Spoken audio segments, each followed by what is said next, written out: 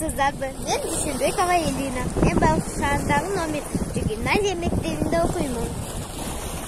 Мен 4-А класстын окуучусумун. Мен класс жетекчим Сулайманова Венера. Азыр мен сиздерге менин чоң апам айтып берген Дилбаянды айтып берейин. Ысык көл Кыргыз Беремети ал тоо арасында жайгашкан. Анын тарыхта түрлүү аттары бар. Ысык көлдүн Жүт көл деген аты бар, Тоз көл жана Тимур Тунор. Тимур Тунор бул темирлик көл дегенди билдирет. А ысык көл болсо бул жылуу көл дегенди билдирет. Ысык көлдүн мындайча аталышы бул кокусунан эмес.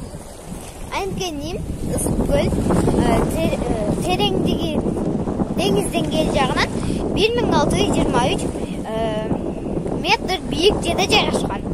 Анын аянты 6124 чарчы километрди түзөт.